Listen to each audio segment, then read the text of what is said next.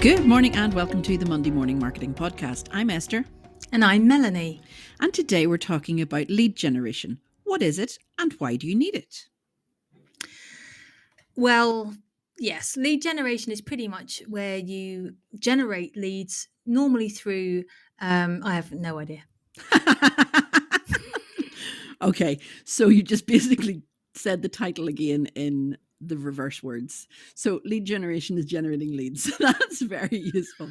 It's actually where you bring people to your business, not through salesy stuff. Okay, so you're pulling them in. It's called pull or inbound marketing, right? That makes sense? Oh, yeah, it makes a lot of sense. It's just I had no idea how to explain it. I just kind of do it. And, it's, for me, it would be quite simply the most realistic way that the majority of small businesses who don't really have a budget Yes. can bring in leads in the first place by being Definitely. relatable, by building a relationship and a rapport, and just using elements of storytelling and different elements to bring people in. Because I see a lot of people who approach both of us actually who say, "Oh, I really need help with social media, yada yada yada," and I'm saying, but social media shouldn't be your only tool in your toolkit. Yep. Talking to people, signing up for networking events and speaking at them either through hybrid or face-to-face or whatever's easiest. There's just so many different ways you can do it. And so lead generation is essentially the bread and butter of every business. And it's not just, digital marketing businesses such as ourselves. The dentist does lead generation. Yes. The local chamber does, lead generation. And it's just a posh way of saying we get to know people through mediums that we can all afford. Yeah, that is so true. And it's organic. Okay. So you're not reaching out and cold calling people. You're not forcing people to get to know you. You are organically getting to know them through your website, your blog, your social media, your, events. Hint, hint. So Subtle. Oh, very, very subtle. So we use lead generation all the time, but we might not call it that. So lead generation is just getting people to see your content, read your content, relate to your content, and click a button to contact you. Whether that is learn more, shop now, call us, buy tickets. Those are all call to actions, right? So once people go through, sales funnels and, there's all these technical terms that people use. But at the end of the day, you want to turn a lead into a sale. And that's why you need to generate leads. Here in Ireland, north and south, it's still very much word of mouth marketing. Wouldn't you agree?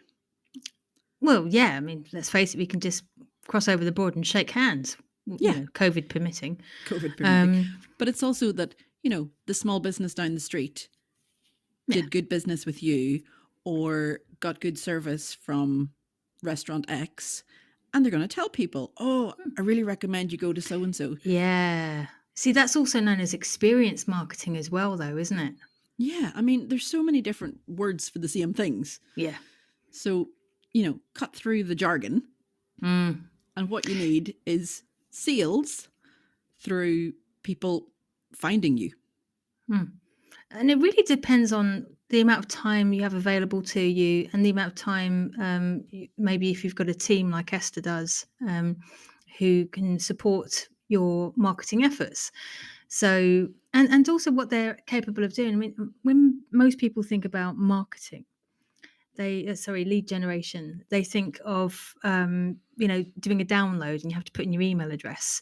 And that's what most people think springs to mind, but that's not the case at all. Facebook has a fantastic lead generation tool, which does the same thing, but it feels it feels like all the sections for you automatically to a large extent, Yeah. and pretty much all you need from your audience to do then is to click yes or submit.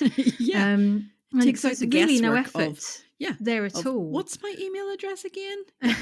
So, but it is. But what Melanie, going back to what Melanie said, having good quality content that people find through Google, which is why you need to be in Google My Business, through your website, through your blogs, your emails, your social media. I mean, there's so many ways that people can find content for you.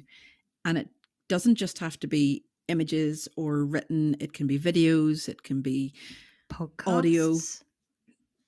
Yeah, you've podcasts. got an RSS feed that people can follow, and that's a form of lead generation.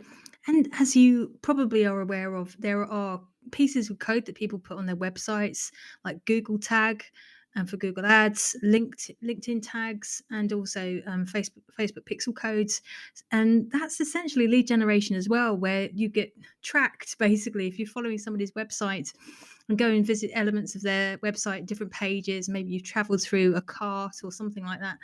Um, and then you get an ad being delivered to you a few days later. I Yeah. mean, I'm sure we've all seen it. We've bought a pair of shoes or something, and then a couple of days later it says, well, you bought these shoes. Would you like to buy this handbag? That sort of thing. So, And it's not just that. I mean, if you have electronic devices anywhere near you yep.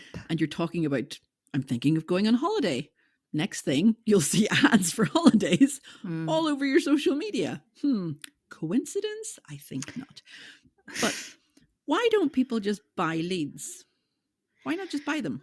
Well, you can. There's nothing to stop you from buying leads, to be honest. And I'm not going to speak out of turn because I haven't met everybody who sells leads, but I'm sure there are some, trusty, reliable, responsible businesses out there that offer you fantastic leads at good prices. But traditionally, people with our budget wouldn't come across them. So I would much rather get authentic leads from people who genuinely want to hear about my products or services.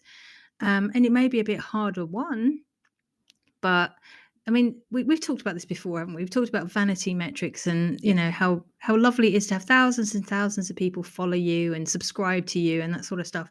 But if they don't partake in anything that you're selling, it's not working, and there's no way of measuring its success. Yeah. So I'd much rather have a smaller Facebook page with people who actually engage with me than with thousands and thousands and thousands of people who don't. Yeah.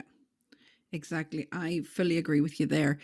And it's usually from one person having worked with you that they then tell another person or they recommend you in a different group. And, Facebook groups are great. Twitter chats are great for this as well. And just, oh, I'm looking for somebody to help me with this. Oh, so and so helped me with XYZ. Oh, I'm looking for a good restaurant. Here's a good restaurant in this area. People's experience count for a lot more than, even the reviews on social media. So we've discussed why lead generation is good.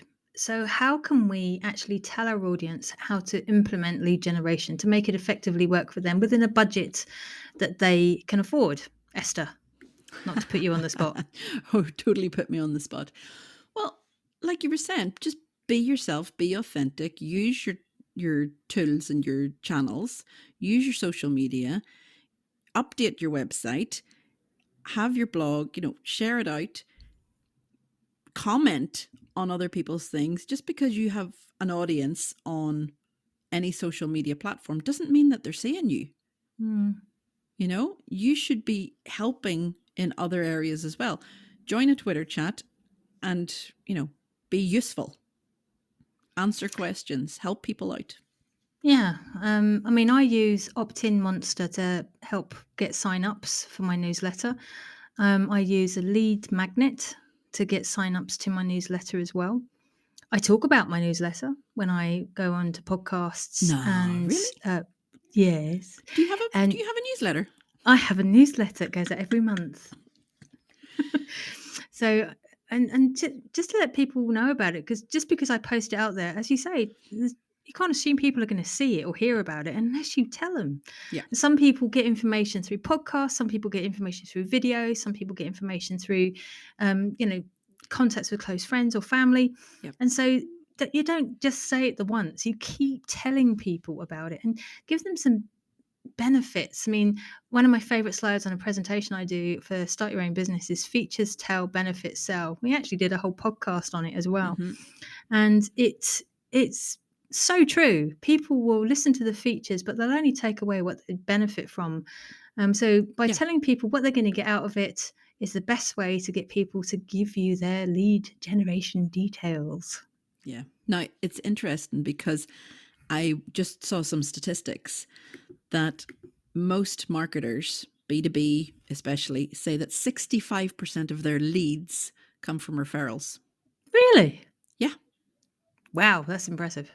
Then next down from that is email marketing and then social media.